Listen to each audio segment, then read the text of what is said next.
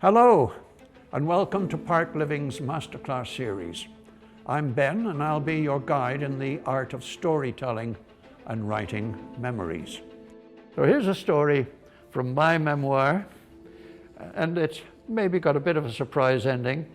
It's called The Witch of Finching Field. I'd like you to note the story structure: beginning, middle, climax, and end. Expecting one thing, but finding something else. Across the road from Willett's cottage, where Nomi and I peered over the garden fence to an exciting world of beggars, gypsies, milkmaids, umbrella menders, shepherds, horseback riders, and urchins with runny noses, there lived a spinster who, in our childish eyes, was truly a witch with a big black cat named Satan.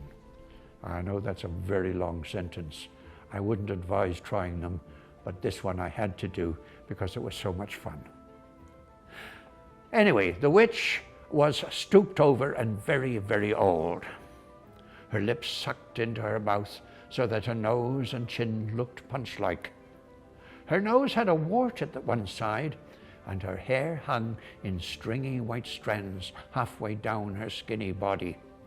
She walked with a knobby cane and smelled of incense, sweat, and pipe tobacco. The witch lived in a wee house all alone.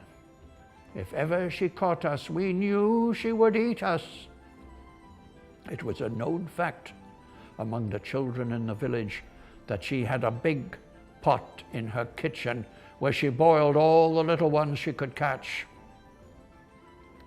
Holding a basket of apples or a jar of licorice, all sorts, she sometimes called to my sister and me. We ran shrieking into the back garden and hid behind the cool shed.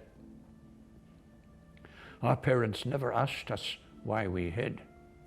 Naomi and I never spoke of the old woman, even when she held out an empty bucket to my dad on his daily trips to and from the village water pump.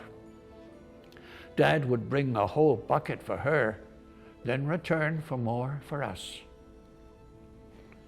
Now, Naomi and I picked mushrooms only when we were with our mother. She knew which ones were good and which ones were poisonous. The best ones grew in the cow pasture.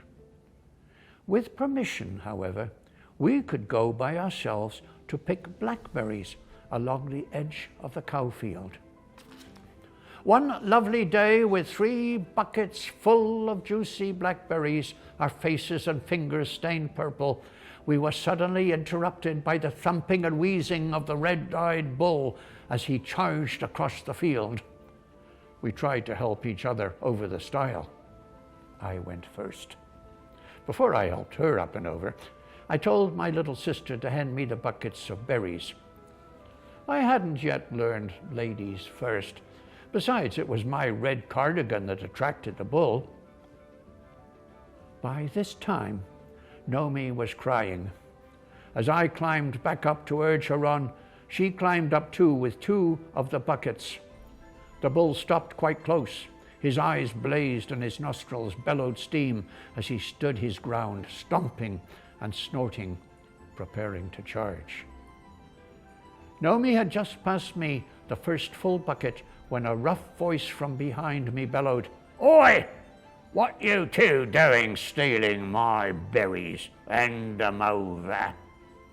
It was the bully, the village bully. Quickly I put down the bucket of berries.